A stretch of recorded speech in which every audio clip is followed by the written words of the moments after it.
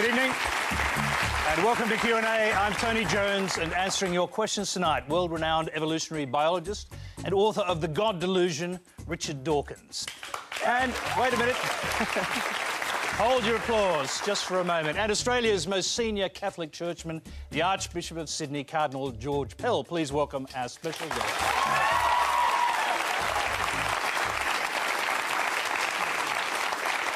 OK, Q&A is live from 9:35 Eastern Time and simulcast on News 24 and News Radio. Go to our website to send a question or join the Twitter conversation using the hashtag on your screen. And stay tuned for the chance to join Quanda Vote.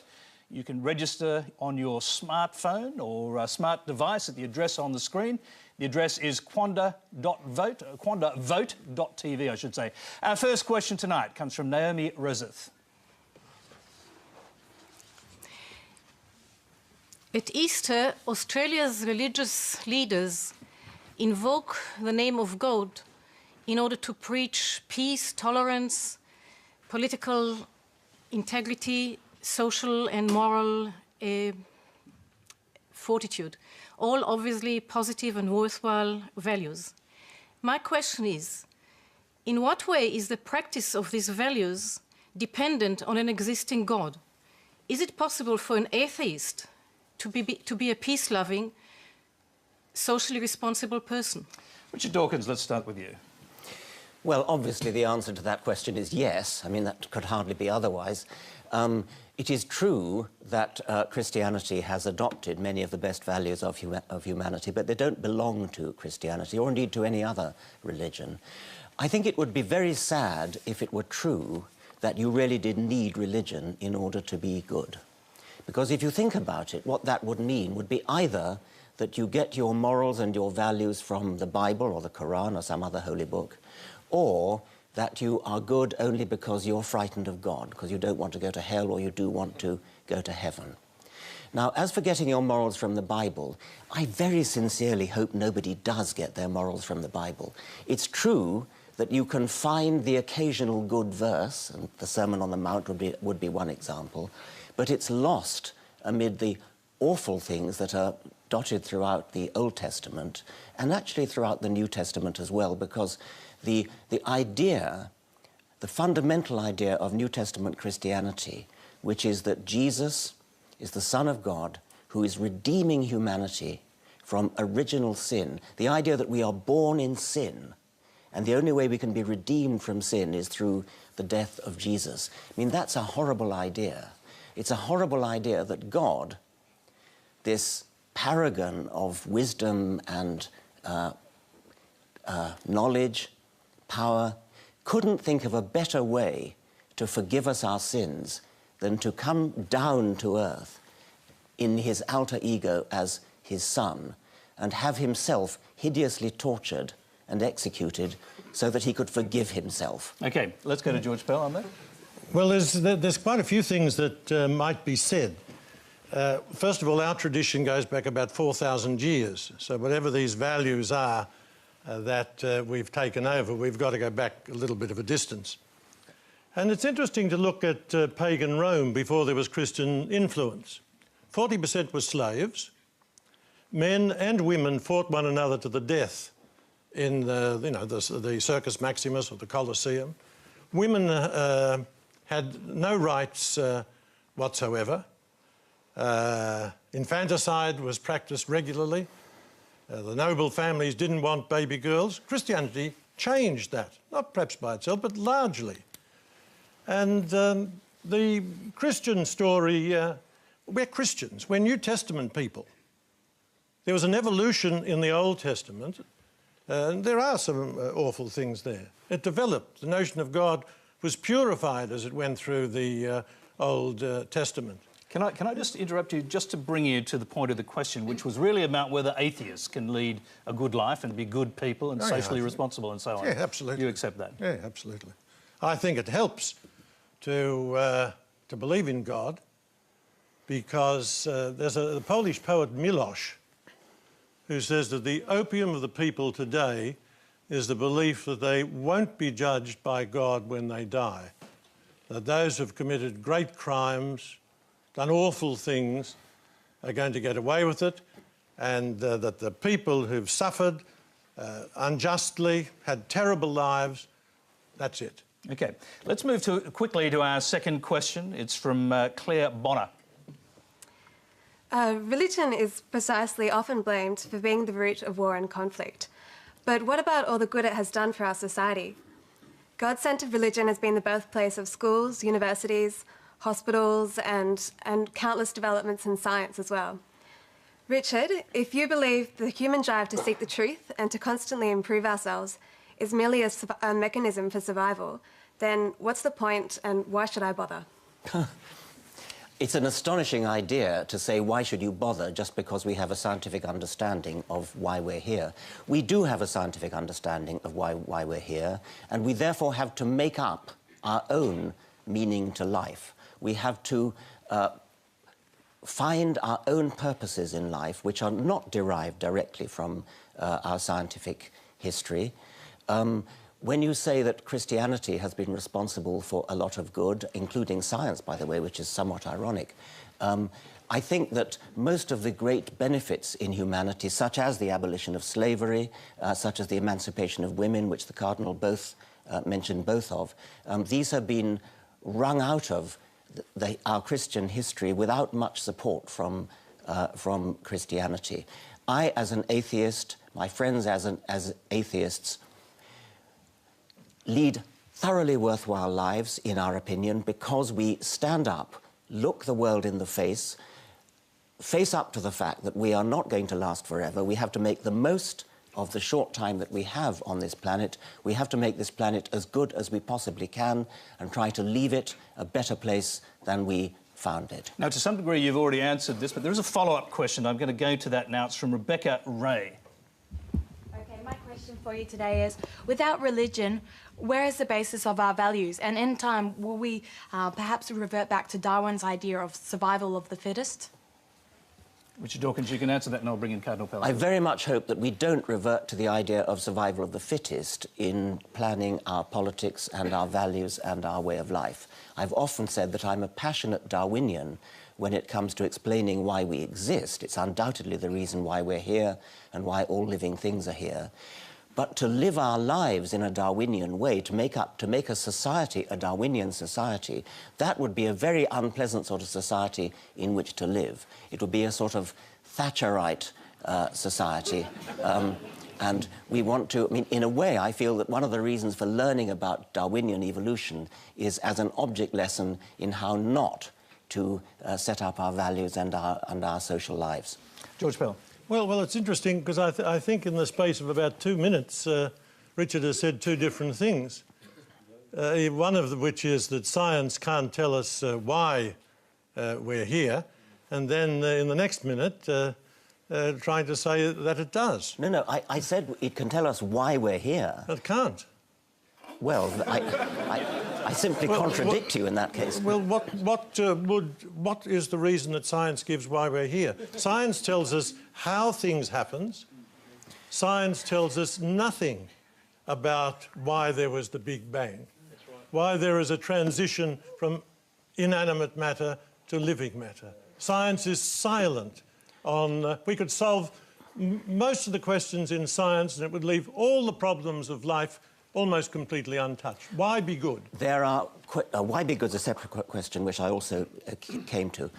Why we exist, you're playing with the word why there. Science is working on the problem of the antecedent factors that lead to our existence. Now, why in any further sense than that, why in the sense of purpose, is, in my opinion, not a meaningful question. You cannot ask a question like, why do mountains exist, as though mountains had some kind of purpose. What you can say is what are the causal factors that lead to the existence of mountains, and the same with life and the same with the universe. Now, science over the centuries has gradually pieced together answers to those questions. Why in that sense? It's true that there are still some gaps, but surely, Cardinal, you're not going to fall for the God of the gaps trap of saying that that religion is going to fill in those gaps which science has so far not yet answered. No, I'm not going to be diverted at all. I'm happy to come back to that. Okay.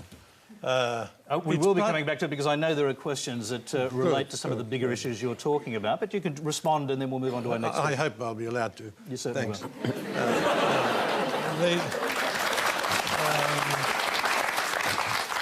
It's part of being human to ask why we exist. Questioning distinguishes us from the animals. It's to ask why we're here. So I repeat, and this is a commonplace in science, science has nothing to say about that. As whatever it might say about mountains, it can't say what is the purpose of human life. And it's not Maggie Thatcher who is in the epitome or the personification of social Darwinism. It's Hitler and Stalin. Because it's the struggle for survival. The strong take what they can and the weak give what they must, and there's nothing to restrain them. And we've seen that in the two great atheist movements of the last century. No, that's ridiculous. That is ridiculous. Nice unbiased audience you've assembled here, by the way. Right, let's clearly distinguish two things here. First, atheism had nothing to do with Hitler or Stalin.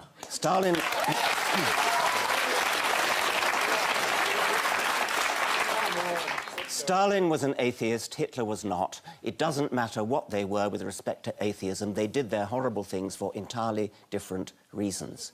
Now, you are right when you say that aspects of what Hitler tried to do could be regarded as arising out of Darwinian natural selection. That's exactly why I said that I despise Darwinian natural selection as a motto for how we should live. I tried to say we should not live by Darwinian principles, but Darwinian principles explain how we got here and why we exist in the scientific sense.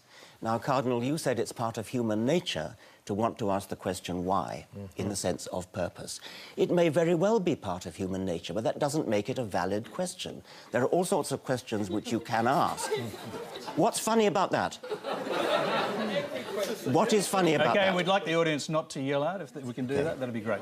We're going to move on. I didn't finish, I'm sorry. OK, well, finish your point. OK. Because there are lots of questions pertaining to this. We will The question why is not necessarily a question that deserves to be answered. There are all sorts of questions that people can ask, like, what is the colour of jealousy? That's a silly question. Exactly. Why is a silly question. Why is a silly question. You can ask, what are the factors that led to something coming into existence? That's a sensible question. But what is the purpose of the universe is a silly question. It has no meaning. Could I just interpose very briefly? Very briefly. I think it's a very poignant and real question to ask, why is there suffering? We will be asking that question, believe it or not. This is Q&A. It's live and interactive. Tonight we're experimenting with QuandaVote, a new way for Q&A viewers to share their opinions on the issues we discuss. You can go to the QuandaVote.tv website on your smartphone, tablet or computer to vote in our very first question, and that is, does religious belief make the world a better place? Does religious belief make the world a better place? We'll report back later on your views. First, let's move on to our next question for our panel. It comes from Paul Hanrahan. My question is for Richard Dawkins. You're on the record as saying you can't prove that God doesn't exist, and you say you're agnostic rather than atheistic. Why do you appear as the champion of atheism around the world? Why do you accept offers to appear as the champion of atheism? And why are you so evangelical in the prosecution of your cause? Isn't that a touch hypocritical and unscientific? Yes, Richard Dawkins, I'm a bit confused about this because you just referred to yourself moments ago as being an atheist, and yet with the Archbishop of Canterbury you referred to yourself as an agnostic. In the God delusion, I made a 7-point scale. 1 is I'm totally confident there is a God. 7 is I'm totally confident there is not a God. 6 is, to all intents and purposes, I'm an atheist. I live my life as though there is no God. But any scientist of any sense will not say that they positively can disprove the existence of anything. I cannot disprove the existence of the Easter Bunny, and so I'm agnostic about the Easter Bunny. It's in the same respect that I'm agnostic about about God. What proof, by the way, would change your mind? That's a very difficult and interesting question because, I mean, I used to think that if somehow, you know, great big, giant, 900-foot-high Jesus with a voice like Paul Robeson suddenly strode in and said, "I exist, here I am." But even that, I actually sometimes wonder whether that would... I think you're hallucinating. Exactly. I agree. I agree. Can I ask you, well, can I just put a question to you? Could you ever provide Richard Dawkins with the sort of proof he requires for belief, scientific proof of the existence of God? No, because I think he only accepts proof that is rooted in sense experience. In other words, he excludes the world of metaphysics, say the principle of contradiction, and he excludes the possibility of arguments that don't go against reason, but go beyond it. But could I make one little suggestion as to why Richard calls himself an atheist? Because in one of his blogs in 2002, he was discussing whether he's an agnostic or a non-theist. He said he prefers to use the term atheist because it's more explosive, it's more dynamic. You can shake people up. Whereas if you're just going around saying that you're an agnostic or a non-theist, it's not... these are his own words. Well, let's let Richard Dawkins... I don't remember saying that. It wouldn't totally surprise me. It's in 2002. It's an ongoing issue. What's the best way? There is a problem with the word atheist, especially in America. I don't know whether it's true in Australia. There's a lovely woman... I'm blocking on her name because I'm jet-lagged. She's Irish-American woman. Anybody help me? There are quite a few Irish-American women. Sorry about that. Sorry? No. Anyway, I do apologise personally to her for forgetting her name. She's an actress and she's got she did a film on how she escaped from the Roman Catholic Church, and it's a very moving film, and at the end her mother discovered that she was an atheist, and her mother phoned her up and said, "Well, I don't mind you not believing in God, but an atheist?" Her name's Julia Sweeney. It's suddenly come back to me. I strongly recommend that. Now, the point is that the word atheist, unlike just simply not believing in God, has bad connotations. And so, to some extent, people have wished to depart from that and change the name to non-theist or secularist or non-believer. And I waver back and forth as to what's the best name to use. I sometimes call myself an atheist, sometimes a non-theist, and sometimes just a non-believer. George Pell, can I just come back to you on this question of the existence of God? Why would God randomly decide to provide proof of his existence to a small group of Jews 2,000 years ago and not subsequently provide any proof after that? Well, I don't think there's ever been any scientific proof. I don't believe God does anything randomly, although he might set up a system which works apparently through, through chance, through random. But if you want to get something done, you've got to ask somebody. It's no good, say, my asking everyone in the congregation, "Will you do something?" Normally you go to a busy person because you know they'll do it. And so, for some extraordinary reason, God chose the Jews. They weren't intellectually the equal of either the Egyptians or the... Intellectually? Intellectually, morally... How can you know intellectually? Because you see the fruits of their civilization. Egypt was the great power for thousands of years before Christianity. Persia was a great power. Chaldea. The poor, the little Jewish people, they were originally shepherds. They were stuck, they're still stuck between these great powers. That's not a reflection of your intellectual capacity, is it, whether or not you're a shepherd? Well...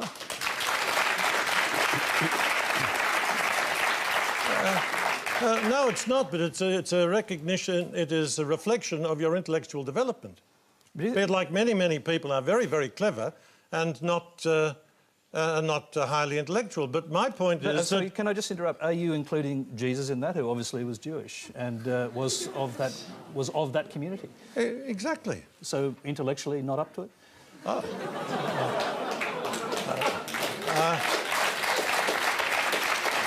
Well, That's a nice try, Tony. The people, in terms of sophistication, the Psalms are remarkable. In terms of their buildings and that sort of thing, they don't compare with the great powers.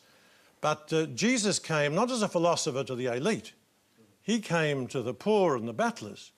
And for some reason, he chose a very difficult, but actually they are now an intellectually elite, because over the centuries they've been pushed out of every other form of work.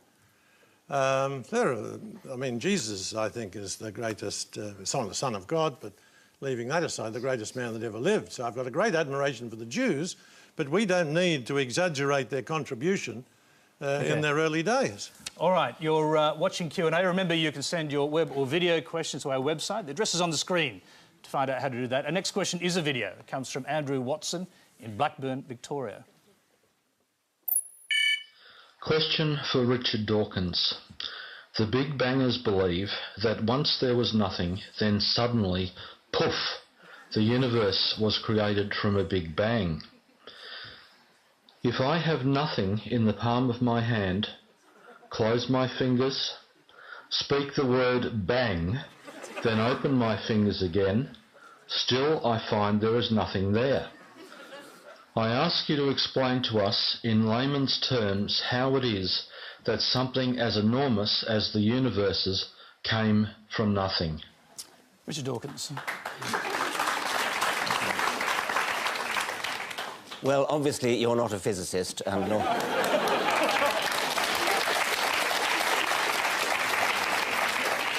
and nor am I, and I am delighted to say that during my time in Australia I shall be having a number of conversations, public conversations, with my colleague Lawrence Krauss, including one in the Sydney Opera House later, I think it's next week.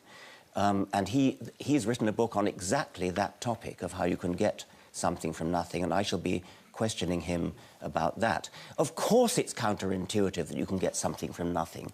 Of course common sense doesn't allow you to get something from nothing. That's why it's interesting. It's got to be interesting in order to give rise to the universe at all. Something pretty mysterious had to give rise to the origin of the universe. Now, if you want to replace a physical explanation by an intelligent God, that's an even worse explanation. It's an even more difficult explanation. What scientists are trying to do is to explain how you can get not just something, but the immense complexity of the world, of the universe, and of life. And science is making a pretty good fist of doing that. Life is now completely solved, barring the details. That was Darwin's contribution and Darwin's successors. Physicists are still working on the origin of the cosmos. Among them is Lawrence Krauss, whom I shall be talking to next week. Now, it is very mysterious how the universe came into being. It's a deeply mysterious and interesting question. And can I just interrupt? It's an old question, a very old question. Thomas Aquinas in the 13th century was asking this same question. He said there must have been a time when no physical things existed, but something can't come from nothing. That was his view. It's just been repeated by us. Something can come from nothing, and that's what physicists are now telling us. I could give you, you asked me to give you a layman's interpretation. It would be a very, very layman's interpretation. When you have matter and antimatter and you put them together, they cancel each other out and give rise to nothing. What Lawrence Krauss is now suggesting is that if you start with nothing, the process can go into reverse and produce matter and antimatter. The theory is still being worked out. It's a very difficult theory, mathematical theory. I'm not qualified to answer the question, but what I am sure about is that it most certainly is not solved by postulating an intelligence, a creative intelligence, who raises even bigger questions of his own existence. That certainly is not going to be the answer, whatever else is. George Pell. Thank you. The trouble, well, there are many troubles with Richard's teachings, but a fundamental one is that he dumbs down God and he soups up nothing. He continually talks as though God is some sort of upmarket figure within space and time. Now, from 450, 500 BC, where with the Greek philosophers, God is outside space and time. God is necessary, self-sufficient, uncaused, unconditioned. That's the hypothesis you've got to wrestle with. The second thing is that Krauss says nothing about the Big Bang coming out of nothing. Admittedly, he comes clean on about 6 pages from the end of his book, and I don't know whether Richard has read it that far because he gave it a foreword. What he says is what Richard is describing as nothing is a sort of a mixture of particles and perhaps a vacuum with electromagnetic forces working on it. That's what Krauss is talking about under the heading of nothing. And there's a very good review of this in the New York Times, not a pro-religious paper at all, where Krauss is absolutely denied and demolished, although especially by his supporters claiming that he says things come out of nothing. He doesn't say that. It's a matter, you can quickly respond to that. You can dispute exactly what's meant by nothing, but whatever it is, it's very, very simple. And why is that funny? Well, I think it's a bit funny to be trying to define nothing.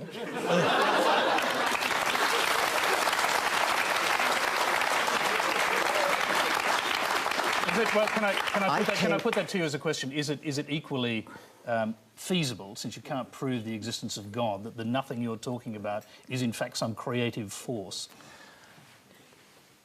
If you talk about a God who is a creative intelligence, then that is something very complicated and very improbable and something that requires explaining in its own right.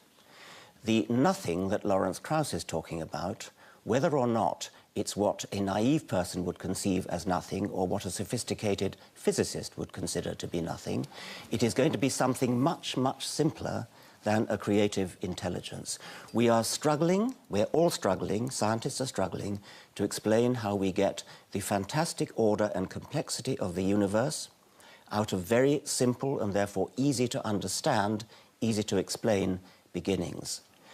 Lawrence Krauss calls the substrate of his explanation nothing. It's possible to dispute whether nothing is quite the right word, but whatever it is very, very simple and therefore is a worthy premise for an explanation.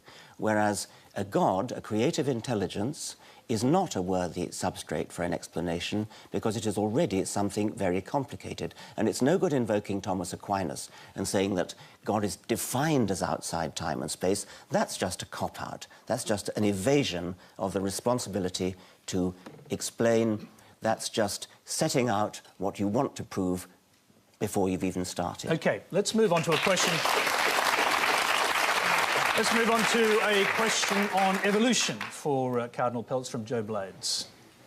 As a young Catholic scientist, I'd like to ask the Cardinal to clarify the Roman Catholic Church's position on evolution and comment on whether the dichotomy between science and religion is in fact real. Well, science and religion are two different activities, and in the Catholic Church, you can believe to some extent what you like about evolution. I think Darwin made a great contribution. I remember talking with Julius Kornberg, a very distinguished biologist, and he's worked with ants for years. And he said, you know, he's managed to change them by changing the conditions. But there are a number of things that evolution doesn't explain. Darwin realised that. Darwin was a theist because he said he couldn't believe that the immense cosmos and all the beautiful things in the world came about either by chance or out of necessity.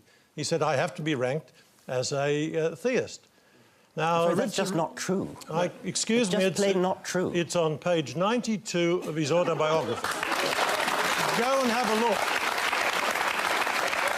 Humans, you accept that humans evolved from non-humans. So let me put this to you as a question. At what point in this evolutionary scale was a soul imparted to the humans from God? Look, a soul isn't... it's not like putting a spot of gin in a tonic. The soul is the principle of life.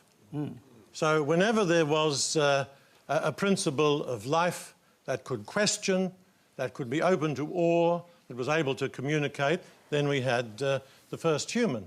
Now, we believe that the first humans developed in South Africa. I'm not quite sure how long ago, and that all humans have developed from that.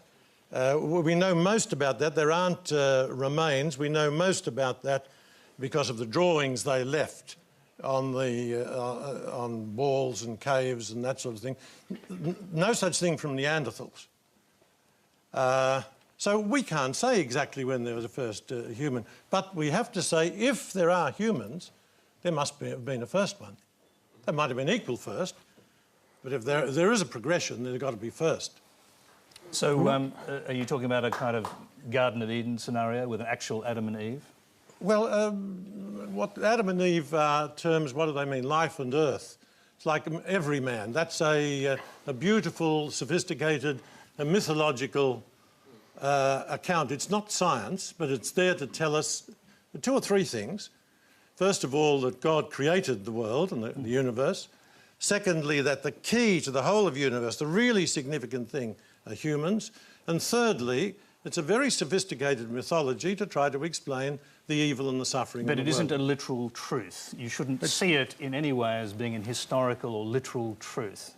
It's certainly not a scientific truth, and it's a religious story told for religious purposes. And just quickly, because the Old Testament in particular is full of these kind of stories, I mean, is there a point where you distinguish between metaphor and reality? For example, Moses receiving the Ten Commandments inscribed directly by God on a mountain. I'm not sure that the Old Testament says that God inscribed the Ten Commandments, but leaving that aside, it's difficult to know how exactly that worked, but Moses was a great man. There was a great encounter with the divine.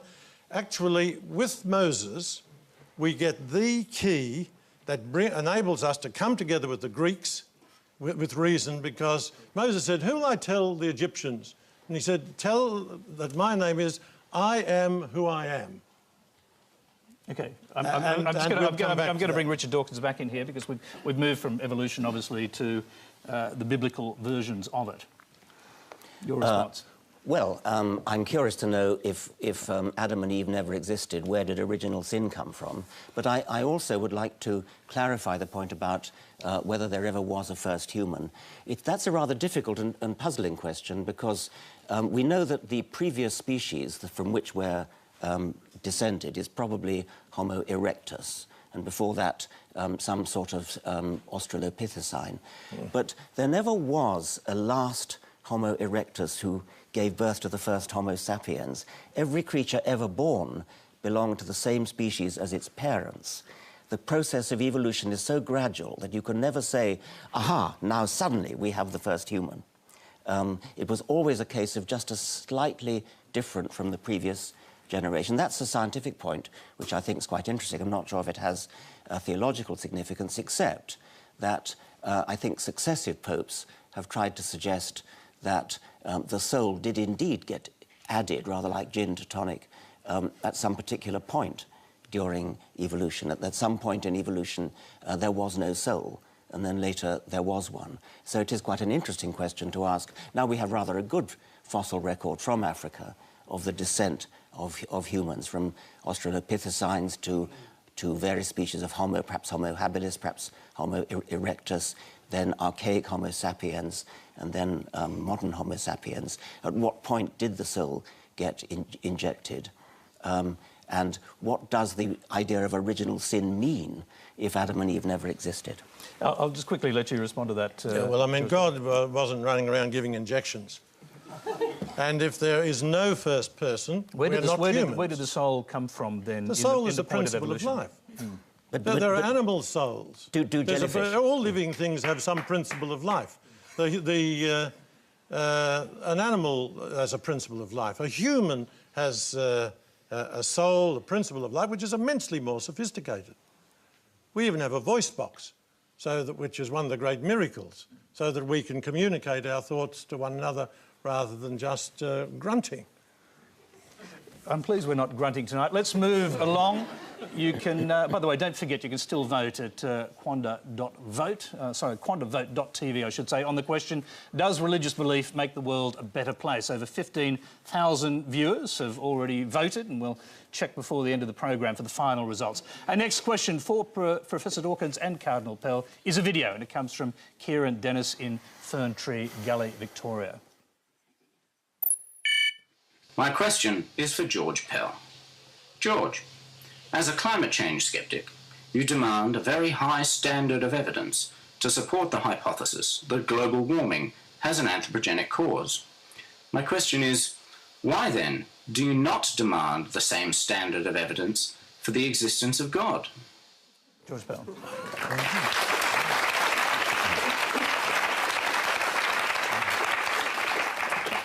I'm very, very happy to answer that. First of all, I'm not a sceptic about climate change. I grew up in Ballarat. The weather was always shy. I worked for years in Melbourne. If you don't like the weather in Melbourne, wait 20 minutes. Think of all the nonsense people like Flannery told us about years of drought here, and now we're coping with flood. So can I just clarify that you're a sceptic about global warming leading to climate change? I'm skeptical about the human contribution to dangerous climate change. I think that is not established. And is that because you're sceptical about scientific consensus? And is that partly driven by what scientists believe about religion? No, got nothing to do with it. On the weather question, I go on the evidence. When you come to talk about God, that is not a scientific question. The scientists concede that. It is a question that is open, I believe, to reason. You have to reason about the facts of science, ask whether you believe that the suggestion that random selection is sufficient, and also most evolutionary biologists today don't believe that. Don't believe what? They don't believe in so this crude fundamentalist version of random selection that you propose. I do not propose it, and I strongly deny that evolution is random selection. Good. Evolution is non-random selection. Oh, so there's a purpose to it, is there? No. Could you explain what non-random means? Yes, of course I could. It's my life's work.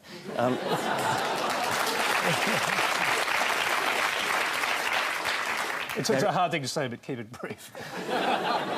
There's random genetic variation and non-random survival and a non-random reproduction, which is why, as the generations go by, animals get better at doing what they do. That is quintessentially non-random. It does not mean there's a purpose in the sense of a human purpose, in the sense of a guiding principle which is thought up in advance. With hindsight, you can say something like a bird's wing looks as though it has a purpose. A human eye looks as though it has a purpose, but it has come about through the process of non-random natural selection. There is no purpose in the human sense. There's a kind of pseudo-purpose, but it's not a purpose in the human sense of conscious guiding. But above all, I must stress that Darwinian evolution is a non-random process. And one of the biggest misunderstandings, which I'm sorry to say the Cardinal's just perpetrated, is that evolution is a random process. It is the opposite of a random process. A brief response to that, if you can. Yes, that is fascinating, because most evolutionary biologists today believe that the animal world is developing according to patterns, which we're starting to know more and more about them. And are you referring to intelligent design? No, I'm not. I'm leaving that right to one side. Do you believe in intelligent design? I believe... Or that there's an intelligent designer? I believe God is intelligent. No, but how we work... It's obviously a loaded question, but do you believe in intelligent design and an intelligent designer? It all depends what you mean. I believe God created the world. I'm not entirely sure how it works out scientifically. But I wonder, whether Richard believes that the order, the patterns we see in nature, whether they are real or whether they're an illusion. I'm going to leave that question They up in the are air. real. All right. OK, that's a quick answer. Let's go to our next question. It is a video. It comes from Matthew Thompson in Toowong, Victoria. I'm an atheist. What do you think will happen when I die, and how do you know? George Pell, we'll start with you. You ought to be an authority on this, I imagine. Well, I know from the Christian point of view, God loves everybody, that every genuine motion towards the truth is a motion towards God. And when an atheist dies, like everybody else, they'll be judged on the extent to which they have moved towards goodness and truth and beauty. But in the Christian view, God loves everyone, except those who turn their back on him through evil acts. Oh, so atheism not an evil act? No, not well. No, I don't. In most cases, it's not. So there are many honest atheists. I mean, I guess to get to the point of the question, I suppose. I mean, he may be having a little wager here, but is it possible for an atheist to go to heaven? Well, it's not my business. No, but you're the only authority we have here. I would say certainly. Yeah. Certainly. And just on the subject of heaven, if we can, what is your own concept of what heaven is? Well, even St. Paul was severely agnostic, but one way in which the Christians differ from the Greeks believed in the immortality of the soul. We Christians believe, with one section of the Jewish people, in the resurrection of the body. So, in some sense, we will be there as continuing persons. In some, with a new heaven and a new earth, with all the good things that we've done will be incorporated into the new heaven and new earth. How it'll work out, I don't know, because I think physically and morally and intellectually we're at our peak at different stages in our life. How it'll work out, I've got no idea, but that's the general outline of Christian teaching. You believe, you think about it as a kind of collection of individual souls. In fact, obviously billions and billions of individual souls with their own personality existing in some galactic space. I think that's a traditional, well, that's certainly the traditional Christian view. It's the view that I accept, and it's also the view of some of the Jews. Richard Dawkins. Well, the answer to the question, what's going to happen when we die, depends whether we're buried, cremated, or give our bodies to science. Can I say this? If you're actually an agnostic and you keep aside this small portion of your brain for subsequent proof, I mean, you might get presented with that proof when you die. The brain is what we do our thinking with. The brain is going to rot. That's all there is to it. I'm intrigued by the Cardinal saying that the Christians believe you're going to be resurrected in the body. I mean, that's an astonishing idea, and I don't believe you really mean that. And I think, just as I don't believe you really mean that the wafer turns into the body of Christ, you must mean body in some rather special sense. Mr. Dawkins, I don't say things I don't mean. Well, then what do you mean? I'll tell you. And I've just explained what the bodily resurrection means to the extent that I can understand it. I certainly believe that when the words of consecration are uttered, that they become the body and blood of Christ. Now, I've had a little kid come up to me when that was explained and say, can I have a look in the chalice to see if it's turned to blood? And of course it hasn't. We don't believe that. It's not against reason. I believe it because I believe the man who told us that was also the Son of God. He says, this is my body, this is my blood. And I'd much prefer to listen to him and take his word than yours.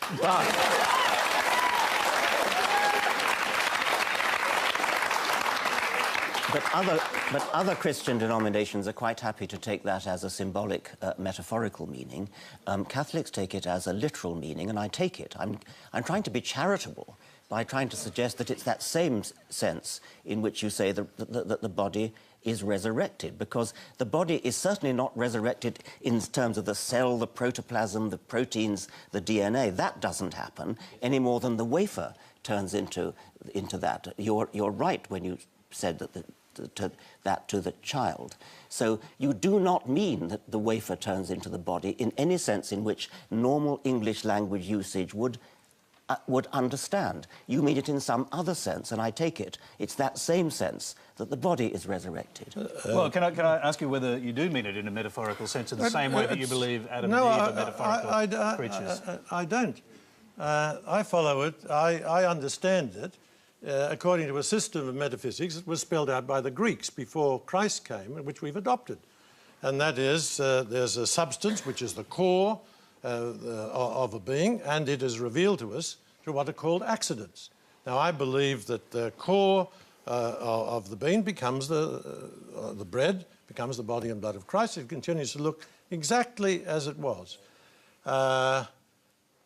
We believe that in the Catholic Church. Now, I know you're a cultural Anglican, and we can't blame the Anglican. I'm also a rationalist. I use... English is my native language. The wafer does not become the body of anybody in the English language. All right, no, I think we've resolved that we both... Well, that you both disagree on this point rather substantially. Let's go to our next question, which is from Michael Matty. Is it okay to tell a child that God doesn't exist? Richard Dawkins. I think it's okay to tell a child the truth. But I would prefer to encourage a child to make up her own mind and to think about the evidence and to believe things when there is evidence. What I think is not okay, what I think is deeply immoral, is to tell a child that when she dies, if she's not good, she's going to go to hell. That seems to me to be mental child abuse and an utter disgrace.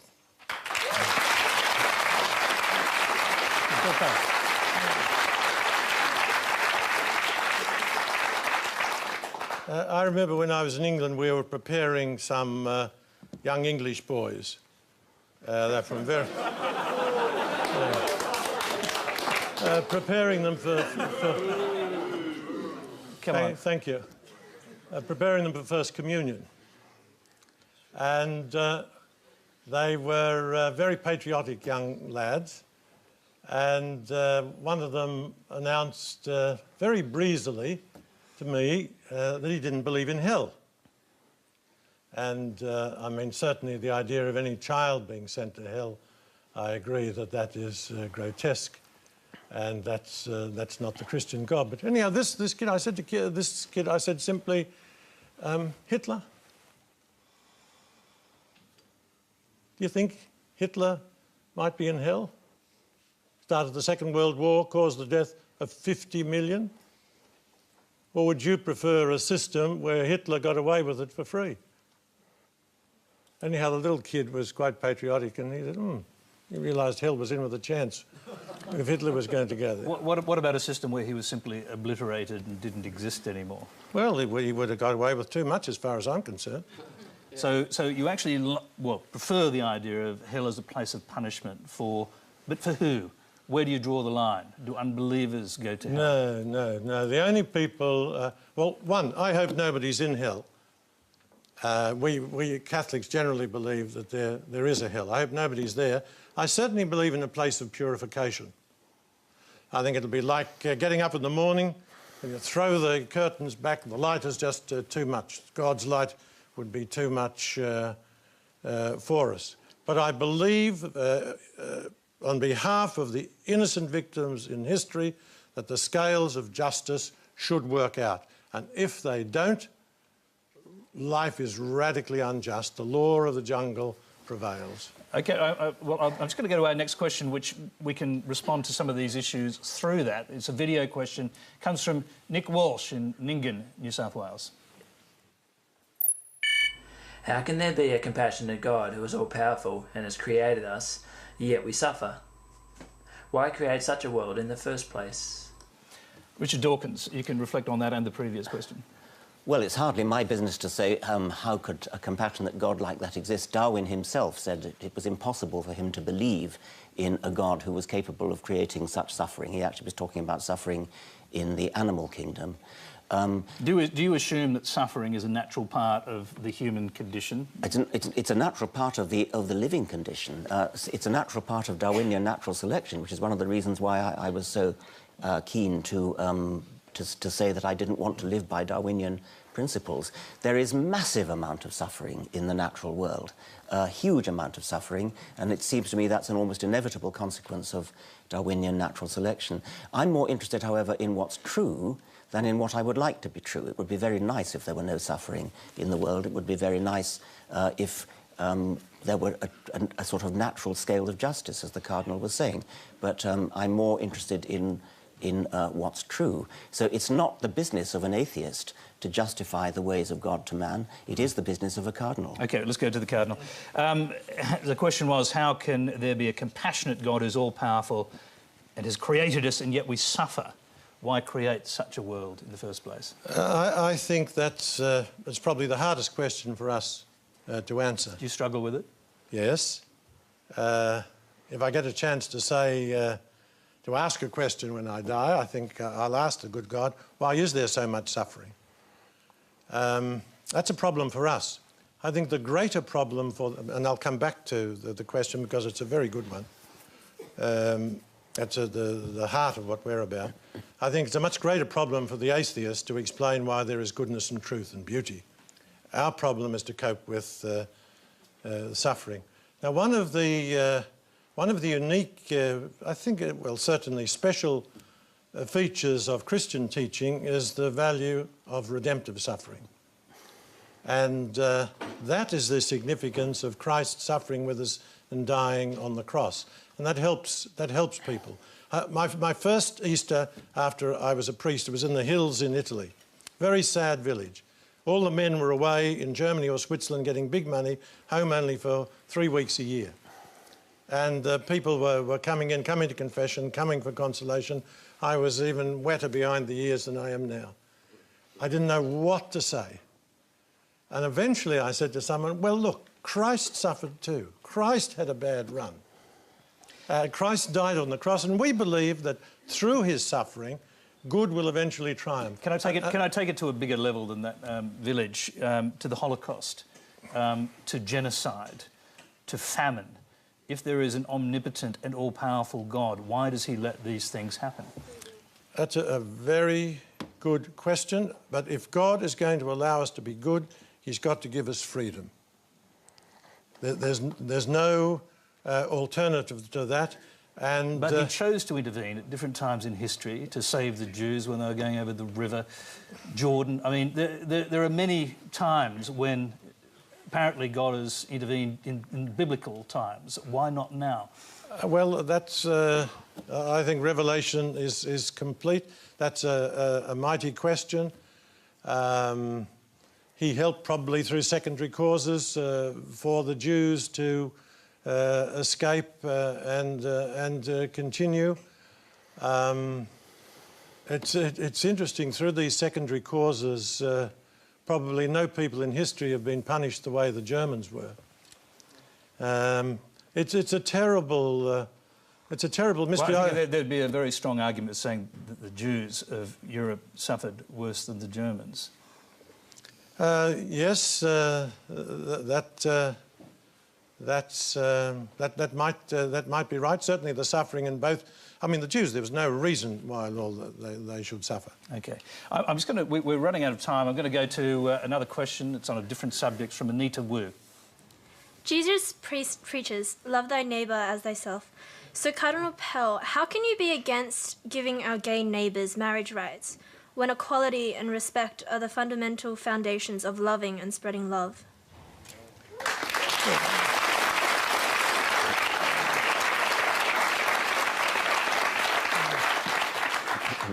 Well, it's quite misleading and quite unfair to suggest that Christians hate homosexuals. Christians love everybody. We believe that marriage is between a man and a woman, that it is for the continuity of the human race. We believe that men and women are made for one another, spiritually, psychologically, physically. We believe that a man and a woman as a father with their children is far and away the best and most efficient and most economical system to bring up children, and governments should support it. For a homosexual couple to have a union,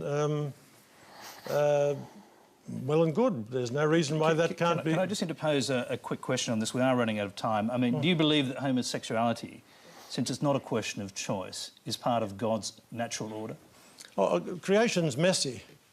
I think it's the Oriental carpet makers always leave a little flaw in their carpet because only God's perfect. But sorry, but you're suggesting that homosexuals are flawed human beings?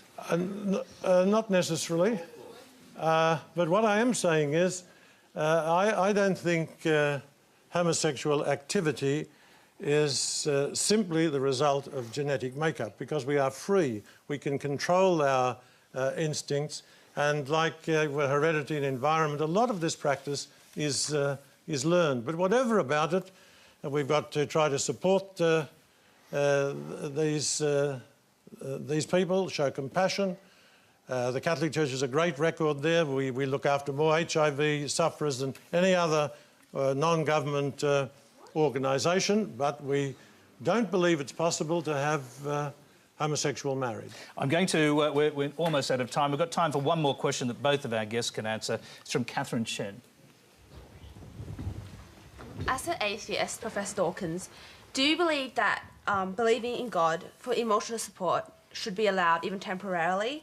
Research has proven that people who believe in God has a better chance of surviving terminal illnesses such as cancer, as well as living longer when they go to church. So do you think that believing in God is beneficial for our well-being, even if God is an illusion? It's perfectly possible that, as you say, believing in God has beneficial effects upon health. It's possible that you're less likely to suffer a duodenal ulcer or something of that sort. But I do have to stress, I mean, that's an utterly trivial argument compared to the truth of whether the God actually exists or not. I mean, that's a really big question. It's an important question, one that the Cardinal and I would agree on. And if there is some minor benefit to health one way or the other, the evidence is not good, by the way, but even bending over backwards to suggest that the evidence is there, that psychosomatic illness may be healed, may be alleviated somewhat by belief in God. Psychosomatic medicine is well known. Placebos work. If God is simply a placebo, that's fine. But I'm interested in whether he's actually there. OK, Cardinal Pell, final word, actually. Yeah, so am I. It's a question of truth. Christians don't present God as like Santa Claus, something that a myth that's useful for children. And believing in God and being a Christian cuts both ways. More people were killed for their Christian belief in the last century than any other century, probably than all the other centuries combined. They died on principle to be faithful to Jesus. So we might get some benefits. We mightn't get ulcers. We might live a bit longer. That might have much more to do with our heredity. But we follow Christ because we believe it's the truth. I think it does bring a peace of mind. It does help us. But sometimes it gets us into... my life would be much simpler and much easier if I didn't have to go to bat for a number of Christian principles. Have you ever regretted that you do? Sometimes I wonder. Seriously? No.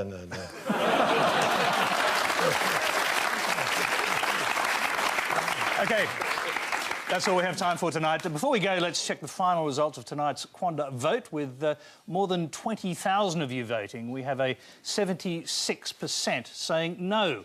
Religious belief does not make the world a better place. Please thank our special guests, Professor Richard Dawkins and Cardinal George Pell.